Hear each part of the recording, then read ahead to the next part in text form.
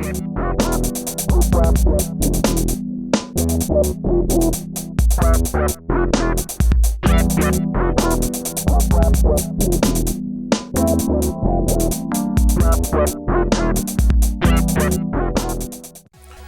up guys, this is Desm101, welcome to the channel. Today we're talking more about the 3DO and the racing games for the 3DO, similar to our Sega Saturn video. We're going to talk about all of the racing games that I know about for the system, and what I know about those games, and what I think about them, and of course I'll rank them at the end. So, you're in for a pretty interesting selection of games. Let's check them out.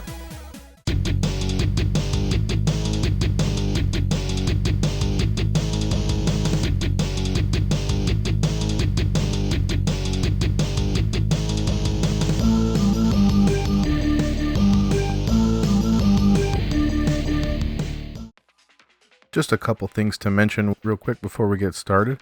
There are some games which were not included, which are driving games such as Quarantine and Off-World Interceptor, but these games lack a racing element, so they didn't make the cut.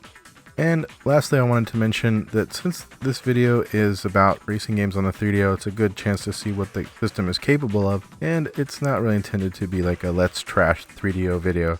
So I'm mostly wanting to just highlight what games were offered here.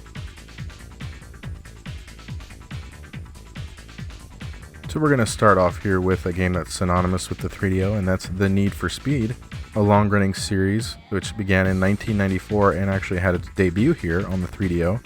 It was a partnership with Road & Track magazine, which helped them flesh out the gameplay, the resources on the cars, and of course this footage to make it very accurate and impressive for the time. The game was quite a hit, and it plays pretty good. It's technically impressive. It is mostly simulation based, and it has very accurate cars from the interior and the exterior, and that's really what they're going for, is that simulation style.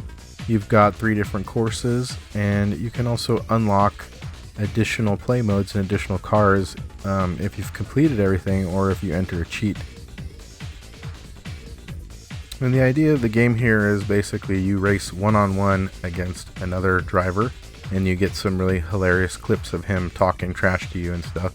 And you have to avoid other cars on the road as well as cops, which can flag you down and give you a ticket. So getting too many tickets, 3 within a race, and you'll actually get arrested. You want to try to avoid those other cars and the cops while beating the other racer. The game feels pretty smooth and the handling is good, although it is a little bit slow. The game doesn't have any music during the actual driving, since it is more of a simulation kind of affair, and I think that it does tend to get a little boring after a while. It's not really a huge knock on it, since they were really going for the simulation style, but compared to other games at the time, it feels kind of like a slower version of Cruisin' USA. That's a game that I will often compare it to in my mind because of how the 3D backgrounds look. While you're driving along. It's pretty impressive for the time. The cars that you can select from are a nice variety, such as the Viper and the Ferrari and a Porsche. So there's some good options here, and the game is still pretty fun to play.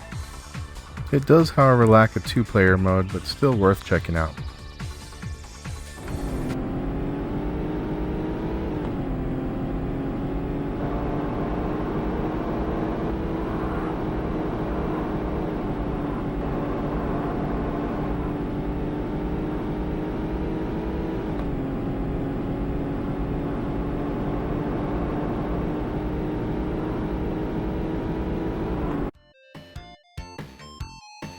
Next we have BC Racers from 1995 by Core Design. This was a game that was originally for the Sega CD, and it was ported to the 3DO. It's from the Chuck Rock universe, believe it or not, and it does feature Chuck Rock as one of the playable characters in here, and it's basically just a Mario Kart clone. It does really look a lot like a 16-bit style racer. There's not much here to set it apart, and when you compare it to the other versions, such as the Sega CD and 32X, this one suffers pretty badly, which is kind of a surprise considering the power of what the 3DO was capable of. It must have been a rushed job or something to that effect, because the game just has a lot of performance issues.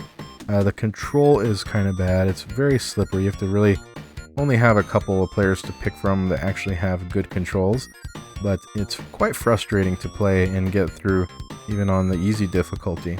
Your car actually has a damage meter, which is something kind of annoying for a kart racer. It's more like F-Zero, so if you take too much damage, your kart will basically be destroyed and you have to lose a life and try again, which happens very frequently. So you have to try and grab these life power-ups which are around the course.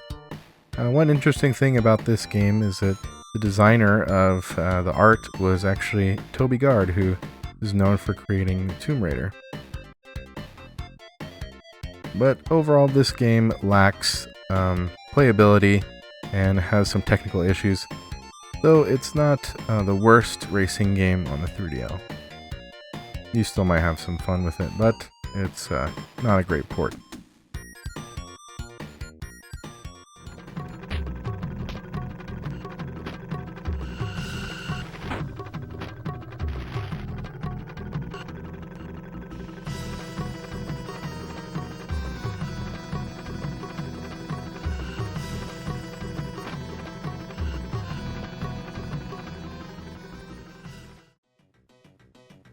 Here we have Autobahn Tokyo from 1995 by Senai. This is a Japanese 3DO exclusive, so it never saw another release outside of Japan. And it looks okay at first. You might have a decent idea of it from the intro and when you look at the car designs, but once you get playing, you start to get another idea. The game is a one-on-one racer where you need to select your car and go down a specific course or do time trial, and you select a car either manual or automatic, and once you get going, then you see that the game is really choppy and seems to have a lot of struggle playing. One of the issues that I have is not only the crazy glitchiness and the ability to get horribly stuck on the other cars, but the car also doesn't feel like it's grounded on the track. It feels like it's just kind of set into the foreground, but there's no like shadow underneath the car, or there's not much of anything making it have presence on the track. So it just kind of feels like you're skidding around along on it. The game has other issues such as the sound. So there is just one song that'll play over and over, kind of an annoying looping song. And then if you go into the options menu, you find out that there is actually other songs, 6 songs total, but you have to select one song from the option menu and then it just plays over and over again until you go back into the options menu and pick a different song.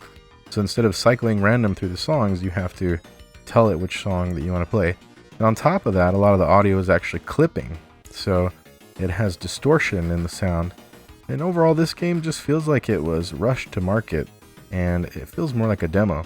And I think that's one of the shortcomings of the 3DO, is that since there wasn't any kind of restrictions on developers publishing games, they didn't have to worry about like a seal of quality or anything like that. They could just kind of put together whatever they felt like was a good enough product and release it. And so you ended up with some things like this, which is really a pretty terrible game. It's a shame too, because it looks like if they would have spent more time developing it, this could have been a better game. And we know that the 3DO is capable of quite a bit more, but this one just feels lacking.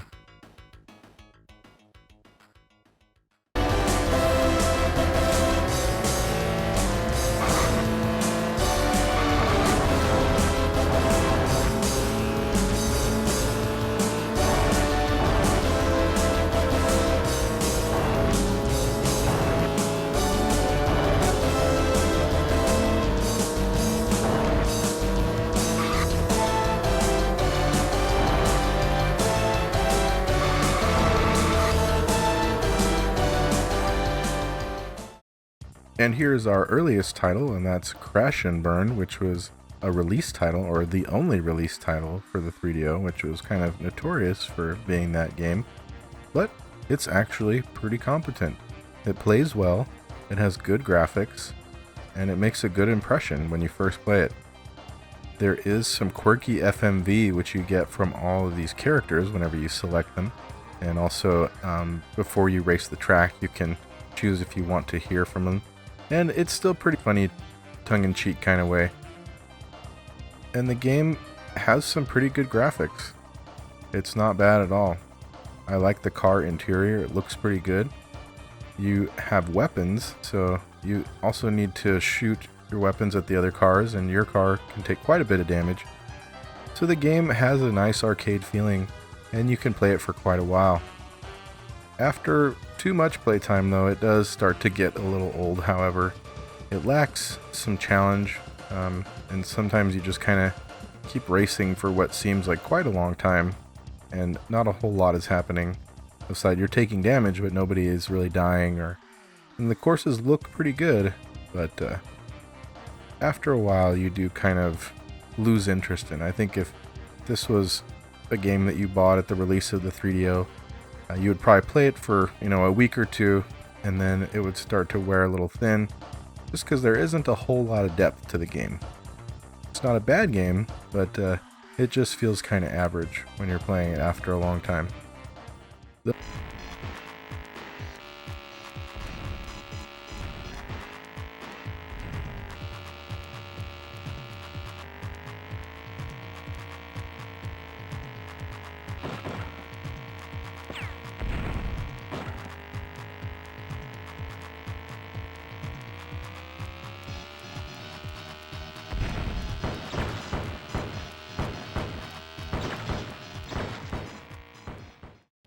Just check out this awesome intro clip from F1 GP, a 3DO Japanese exclusive. That looks pretty good, right? So this game is by Pony Canyon from 1995, and it is a bit of a puzzling one. It actually holds an official F1 license from the FIA, and so you get the official cars and courses from the F1 GP. But the game plays a bit off. Here you've got a couple different play modes, like a time trial and a main career mode with F1, or you can do directly into F1 battle. And the game looks okay at first. When you see it, you might think, oh, this is kind of like a prototype for virtual racing or something like that. But once you really get into the details of what the car looks like and how it handles, it's a whole other story. And there is performance issues abound, so you get varying frame rates, definitely between whether it's by yourself or racing with other cars. So the game just has a ton of issues that become very evident. As you can see here, you can change the view, but when you're outside the car you have text saying R chase, rear chase camera, which seems like it's just there kind of to show off that it has this option, but it doesn't seem like it's part of the race. And similarly to Autobahn Tokyo, this game also has a feeling of disconnection between the car and the course, where it just feels like the car is kind of set onto the course, but it doesn't really respond like it's on a road or anything. It's just kind of like hovering on top of the course. And like I said before, when there's more cars on the track, the performance suffers. And similarly on turns and things like that, you might find that the controls start slipping even more than usual, becomes unresponsive. And overall, this is a game that just feels like a demo once again. So I would say to avoid this one.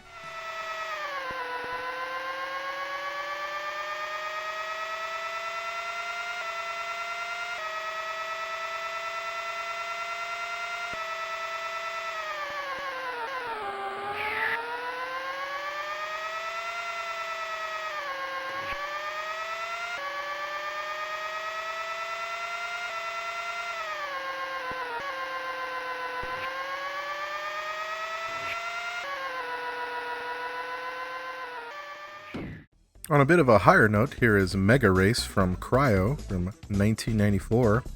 This was originally released in 1993 for the PC CD-ROM, and it was quite a big hit.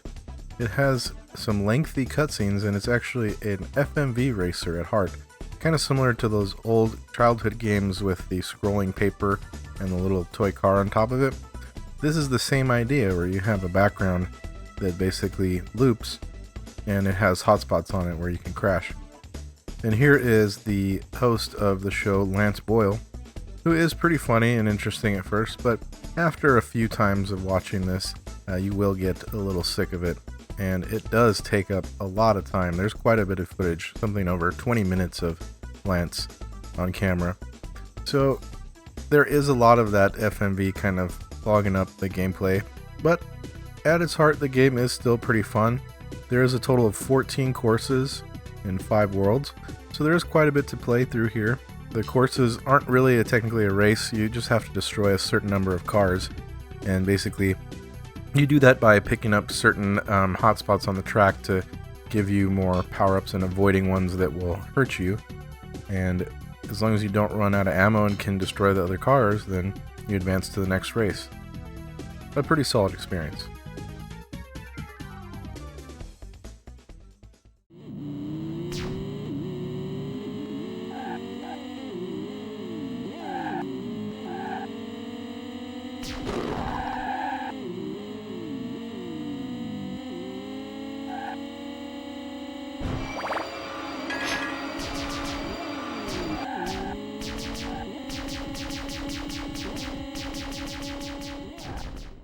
And rounding out our list of games here is the indomitable Road Rash from 1994 by Electronic Arts.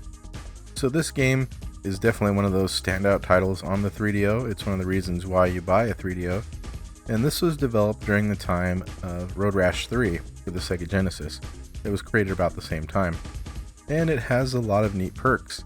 Basically, you have a main career mode where you go up against other racers trying to gain money through finishing the races, and you save it up to upgrade your bike and equipment and stuff like that. You actually see some of the changes on the in the game display too. So you can also do stuff like talk to the other racers in between the races to kind of get an idea of their personality, even some tips and tricks on playing the game. And overall, the courses are a lot of fun. There's just a lot to go through here, and it's one of those rare examples where FMV in a game is done very well. No matter how many times I see it and play this game, depending on whatever FMV you get, it's always entertaining, and it's something that remains charming to this day. So this game is just one of those must-play titles. It was released later on the PlayStation 1 and the Saturn, a couple years later, but this was the earliest version of this game, and it still stands out today as one of those amazing titles. And every time I pick it up, I find myself kind of drawn in to play it more. It's not perfect, there are some issues here and there. It's another one of those games that looks and feels a lot like Cruisin' USA. Even though this was prior to that, it still has a lot of that feeling. But it's satisfying arcade-style gameplay with that combat. So it's something that's just easy to pick up and play, hard to put down. Overall, it's a great experience and a must-play for the 3DO, so you gotta check this one out.